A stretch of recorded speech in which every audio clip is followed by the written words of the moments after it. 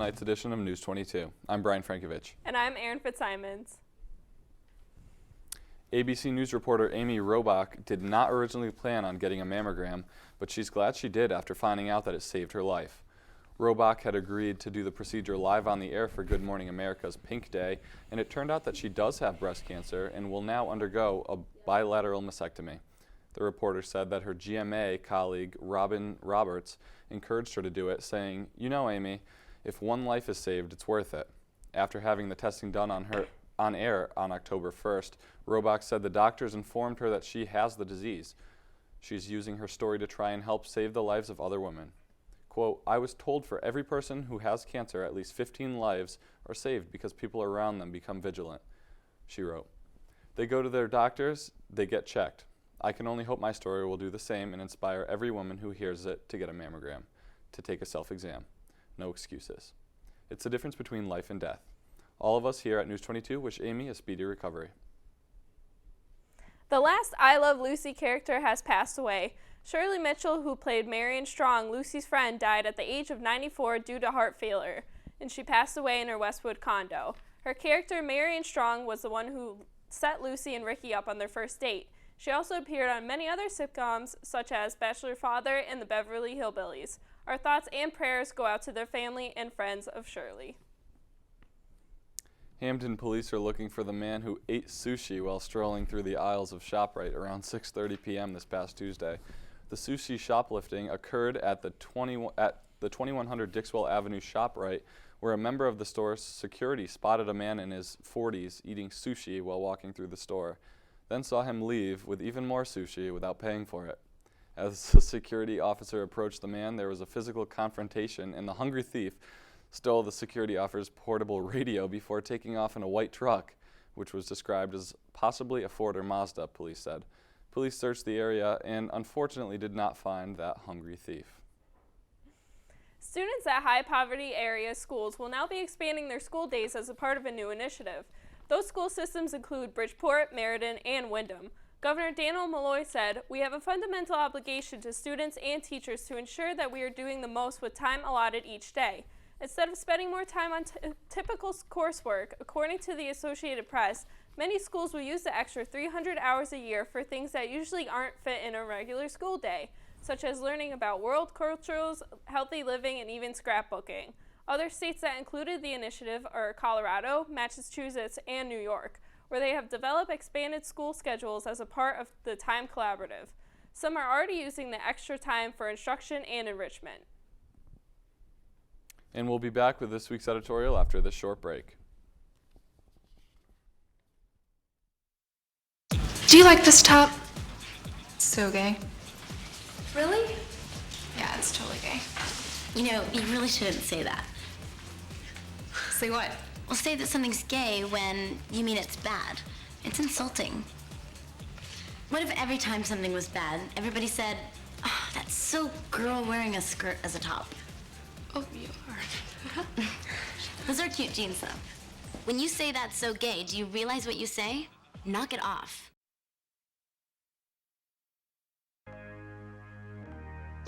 All in together now. We can make it better now. Come on, can we do it? Yeah, you know that we can.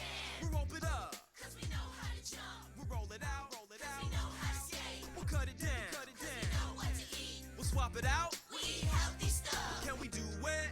Yeah, you know that we can. Can we do it? Yeah, you know that we can. Yeah, well come on. Today's a good day to grab your kids and hang out with them for an hour. Dance, walk, play a sport, or cook a healthy meal. Because just moving a little and eating better every day can help make you and your child healthier. Can we do it? Yeah, you know that we can. We'll ball it up, 'cause we know how to hoop. We'll mess around, 'cause we know how to play. We'll drop it down, 'cause we know how to dance. We'll veg it up, veggie night and day. Can we do it? Yeah, you know that we can. All in together now, we can make it better now. Search We Can to find doable tips and activities that you can use every day to keep you and your kids healthy.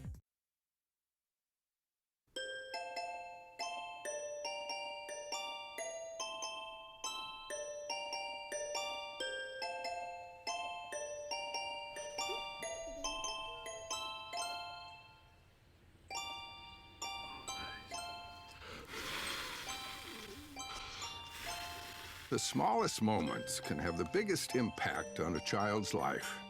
Take time to be a dad today. Call or visit fatherhood.gov to learn more.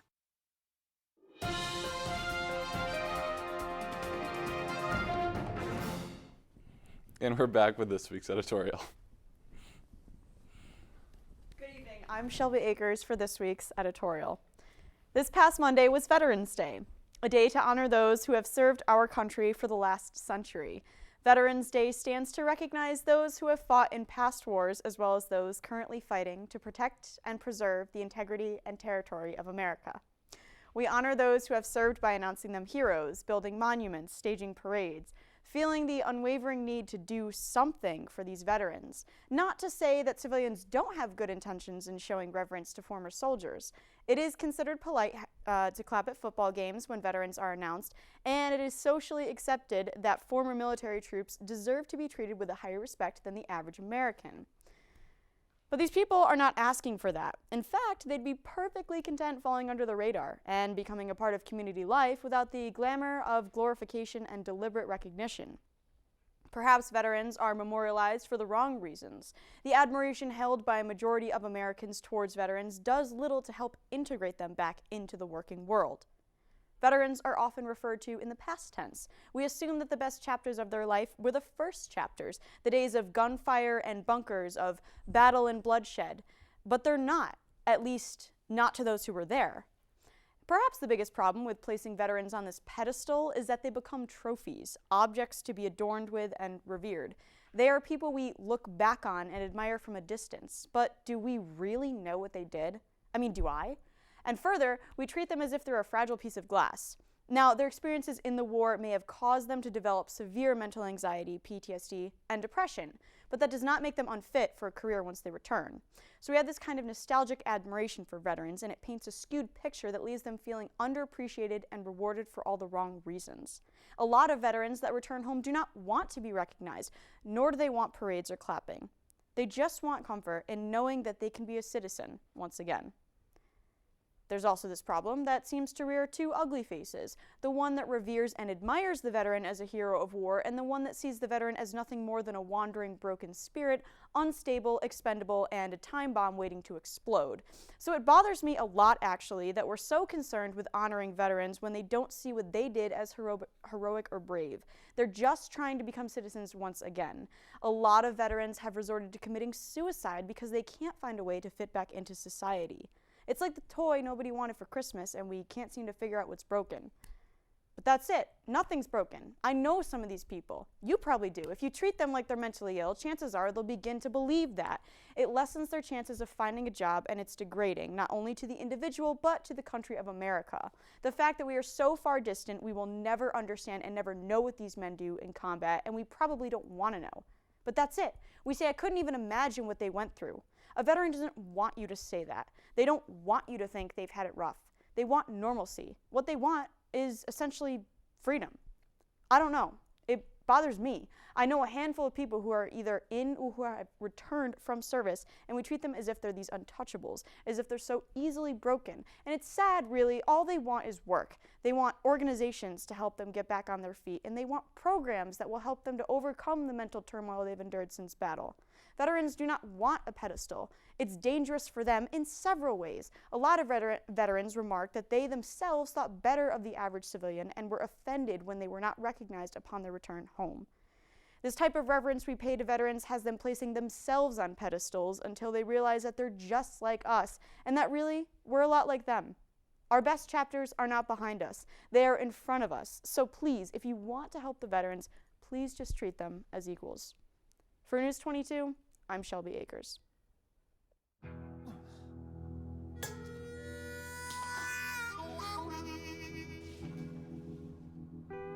Get caught buzz driving, and you could do some hard time. Craig, knock it off. Sorry, Mom. It could cost you around $10,000 in fines, legal fees, and increased insurance rates. And that could set you back a few years. Buzzed, busted, and broke. Because buzz driving is drunk driving.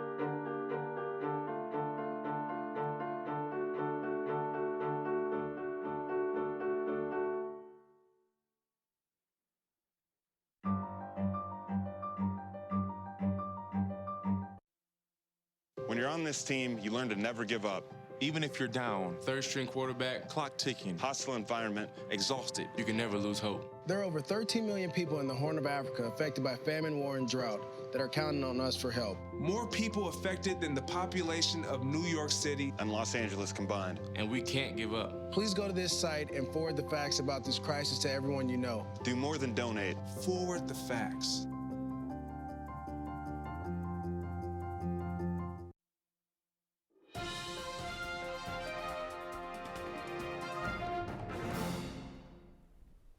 Last Saturday night, a large crowd assembled in the Betty Tipton Room for the 3rd annual Connecticut Collegiate Acapella Sing-Off.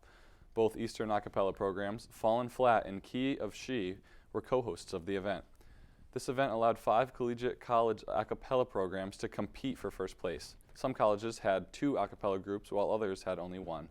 The different groups that performed were TGFI, Parallel Fifths, Extreme Madness, Cordials, Fermata the Blue, Rolling Tones, Coco Bow, and La Cher. Prior to the presentation of awards, members of Fallen Flat and Key of She performed their own medleys, which had the audience clapping and singing along.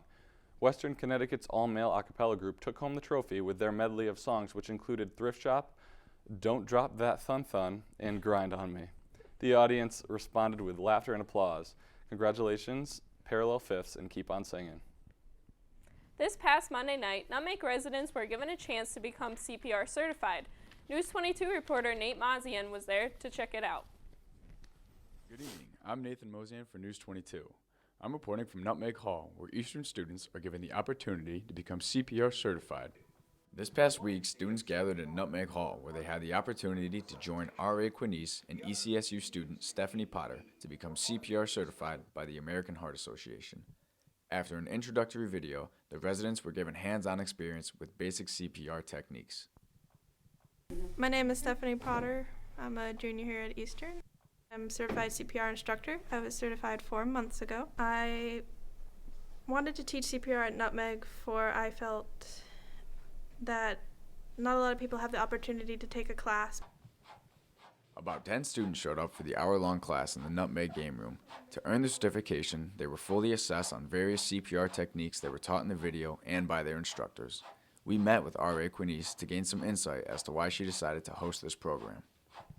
Tonight in Nutmeg Game Room, residents are learning how to do CPR. A resident approached me asking me if I would put on a program to teach residents how to do CPR, and I thought it would be a good idea. It would be beneficial for residents to know how to conduct CPR in emergency situations. So I got the program together. She notified her instructor from the American Heart Association, and we got together and collaborated and put on the program.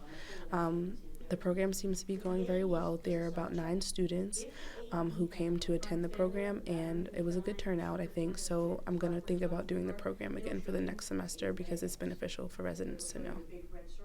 Students gathered in the Nutmeg game room for about an hour to learn step-by-step instructions on how to do CPR. They were given real-life scenarios and were asked to perform CPR on mannequins. Nutmeg residents not only learned how to open up the victim's airways to give them oxygen, but they also were taught how to properly use the AED machine in the attempt to save someone's life. This educational program also allowed students to receive their CPR certification at a much lower cost. Hi, my name is Alyssa. I came here today to get my CPR certification because it was less expensive than a normal certification class, and it was a really good experience because I was surrounded by people that I know rather than a bunch of strangers, and it was a really comfortable environment. The American Heart Association takes advantage of the chances to instruct these CPR classes at universities throughout the United States. Students are more likely to take the class when it is offered in a convenient setting. We caught up with American Heart Association instructor Maria Hanna to learn more. My name is Maria Hanna. I've been teaching for the American Heart Association for about 25 years. When Stephanie Potter had the idea to do this course for ECSU students, I thought I would give her a hand. I thought it was a great idea for a course that would typically be a little bit more expensive for people to get certified in. Thanks to the American Heart Association, several students will leave tonight with the knowledge of how to perform CPR in certain life-threatening situations. For News 22, I'm Nathan Mozian. Thanks, Nate. CPR certification is an important skill to have in the case of an emergency. To find out how to get CPR certified, visit the American Heart Association website. Last Friday night, Eastern students were given the opportunity to attend a Hartford Wolfpack game. The game was held at the XL Center in Hartford. The Wolfpack played the Providence Bruins in front of a decent crowd. Students were able to enjoy the company of their peers, $1 hot dogs, free t-shirts, quality on-the-ice fights, and tickets at discounted prices. Everyone that attended the trip seemed to be enjoying themselves. I look forward to planning a trip to a sporting event in the spring, possibly a Yankee Red Sox game, said Cab Sports Recreation Coordinator Gabrielle Palladino. Although the semester is coming to a close, be sure to show your support for Cab and attend their last events of the year. In the wake of the CCSU lockdown, schools across Connecticut are revisiting their emergency lockdown policies. TV22 reporter Haley Wolverton has more. CCSU added to the list of campus lockdowns, Eastern decided to take a look into their precautions on school lockdowns and shootings. Eastern Connecticut State University takes pride in ensuring the safety of its students and community and allows students and faculty to be fully prepared if a lockdown occurred. We spoke with RA and senior Tina Zorzi on the recent CCSU lockdown. So it was really scary when the news broke the other day about CCSU because we are a sister school of them. So I immediately was really terrified, and I was running a study group, and so immediately we closed the door in the library and shut the blinds just to be precautious. And that's something I learned from RA training. We do gun safety, and in case an intruder ever did come in, what to do. And I know a lot of RAs do programs on campus here about that, just so everybody would know how to react in that kind of scenario. And police officers do come in and they do a training session, we watch a video, and that's something that I think everybody at school really should take advantage of. We spoke with Hall Director Carrie Robinson on precautions she takes on this issue. As a hall director, the procedures that we take when there's an active shooter on campus to ensure the safety of our students, we make sure that our building is safe and secure as far as no students coming in or out of the building. We make sure that our students are in their rooms and away from windows and not in any common areas. We make sure that no students obviously are coming in, and that we're taking the right precautions and making sure that our students are safe and secure in the building. With over 5,000 students and 12 dorms, students need to take the necessary precautions in order to secure themselves in their buildings. We spoke with student Keith Sardo on what he thinks Eastern should do to better educate their students. I feel that the way CCSU authorities handled the situation was perfect. I believe that though it was a misunderstanding, it's better to be safe than sorry, and also that to stop things like this happening again, that schools should better inform their students by holding mandatory meetings, whether you're a freshman or a senior, and that if there ever was an instance like this at Eastern, that they should alert you 3 ways: email, text, and phone call. I think phone call is a little drastic, but sometimes people don't always look at their text, but if they get a phone call, they'll look down, and that'll be a lot better than just emailing someone, because not everyone checks their emails nowadays. And as a kid, I'm concerned for my own safety, so anything that my school can do to react to the situation as soon as possible makes me feel a lot more comfortable. And I can also see from a parenting standpoint, I would want my kid to know that they're safe going away at school. Also, that brings up another point, that parents should also be notified if there was an incident at school. They shouldn't have to hear from the news that a shooting happened or a possible shooting happened. They should have to hear from their own personal school. In order to educate Eastern students on the procedures when it comes to an active shooter on campus, I think it comes down to education. I know in the beginning of the fall semester, every first-year student has to go through a mandatory fire safety meeting, so it would be beneficial for those students and for all upperclassmen students to go through a mandatory active shooter training where the police come in and talk about the procedures and show a video on what to do, and also just educating students on what the alarm sounds like from the blue boxes around campus, and just all comes down to education. Coming to you from ECSU, I'm Haley Wolverton for News 22. To find out Eastern's specific safety policies, please refer to the campus safety page on Eastern's website. And we'll be back with this week's sports after the short break. So, are you going out tonight? I can't. My parents say I have to be home right after work. That's so gay. Totally gay. Ugh, that is so Emma and Julia. Why are you saying that's so Emma and Julia? Well, you know, when something is dumb or stupid, you say that's so Emma and Julia. Who says that? Everyone. Imagine if who you are were used as an insult. When you say that's so gay, do you realize what you say? Knock it off.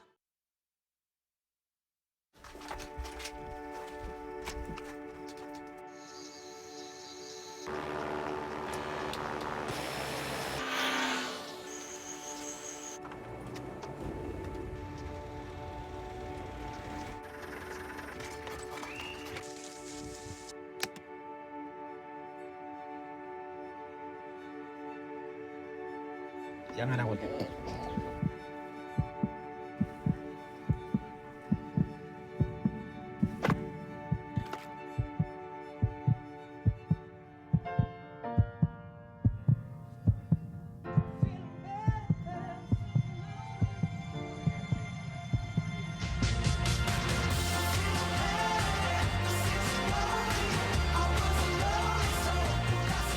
This song was created with heartbeats of children in need. Find out how it can help frontline health workers bring hope to millions of children at everybeatmatters.org.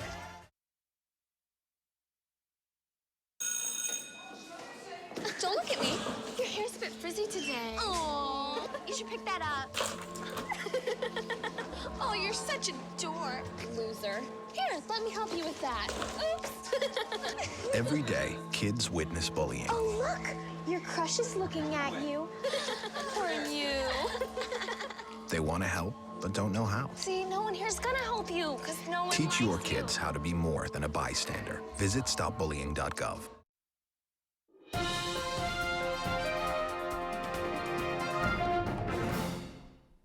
And we're back with this week's sports.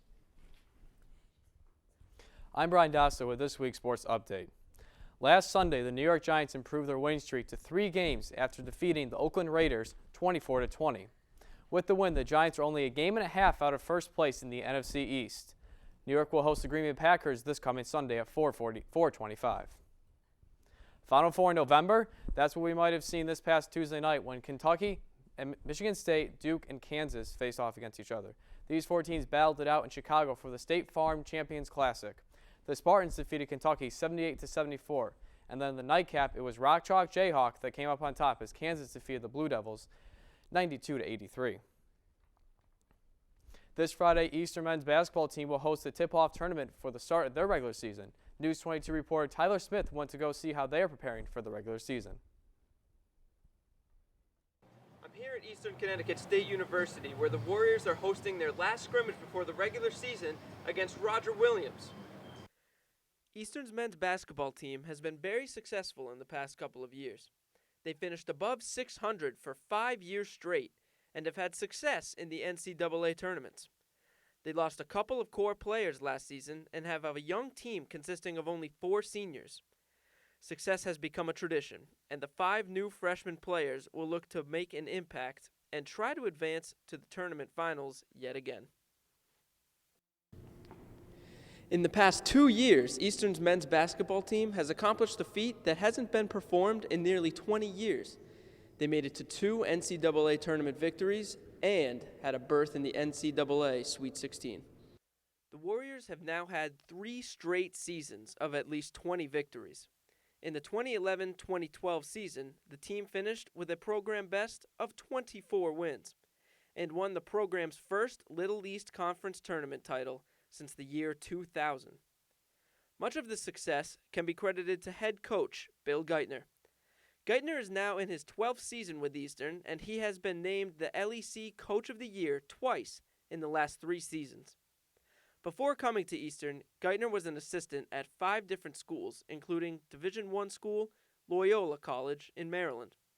We caught up with Eastern Sports Information Director Bob Molta about the success of Coach Geithner. Bill's done a great job in the program. It's his 12th year now. He struggled his first 5 or 6 years. Then he really started to put it together. I think the turning point was when he got a player named Nick Nedwick, who ended up being our all-time leading scorer. Nick came in as a freshman, was a great offensive player, great defensive player, really got people going. And then every year they've just added pieces to the puzzle. So right now, Bill's coming off the ECAC championship season last year. Like I said, 4 20-win seasons in a row. He's really got the program to be one of the best teams in New England the last 5 years. News 22 caught up with Coach Geithner after the game. I'm here in the Geisler Gymnasium with head coach Bill Geithner. Bill, last year your team finished 800. That was the best record since 1970. How do you look to continue your success this year? Well, we have 9 returners from that team last year, so we're going to rely heavily on that senior leadership of Justin Nunez, Bryan Salzillo, and Mike Garrow. We returned some good players. We've added what we feel will eventually be good players. So we're excited for the season. We know we have a long way to go, but today was a good step. I think we learned some things about ourselves today, and hopefully we continue to get better every day. Now, it is a young team with a lot to learn. They also, per height average, are undersized in the conference. It will be a challenge for Geithner to get the team's 5 freshmen to rally around both him and his seniors. The men's team has built a tradition the last few years of winning. They've won 20 games each of the last 4 years. They've lost a number of very good players from the team that won the ECAC last year, including Chris Robitaille, their center. From all indications, they've had a great recruiting year. It's going to be a young team. People like Mike Garrow, Bryan Salzillo will be the veterans, but they brought in a lot of young guys that are talented. It's a matter of whether they're going to mesh early on. Eastern hopes to continue their dominance of the LEC this Friday for the tip-off tournament. As always, they have a tough, long road ahead, but they are confident they can repeat their success. This upcoming Friday, Eastern's men's basketball team will take on Worcester State in the Geisler Gymnasium for the first round of the tip-off tournament. I'm Tyler Smith for News 22. Thanks, Tyler. Head over to the Geisler Gymnasium on Friday night to cheer the Warriors on in their first game. Eastern men's soccer team became the first team in LEC Conference history to win the title 3 straight years in a row. Last Saturday, the Warriors defeated UMass at home 3-1. Senior forward Mitch Power scored 2 of the 3 goals, and it was the 100th career victory for coach Greg DeVito. UMass Dartmouth is now 0-4 in championship games, with 3 of those losses coming from the Warriors. Eastern faces 11th-ranked Gordon College at Amherst College in the first round of the NCAA tournament this Saturday. Good luck, Warriors. After a season of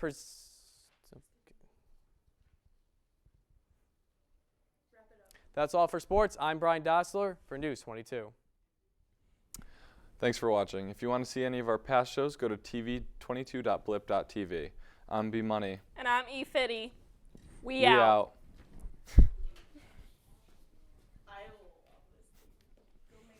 We just do whatever we want.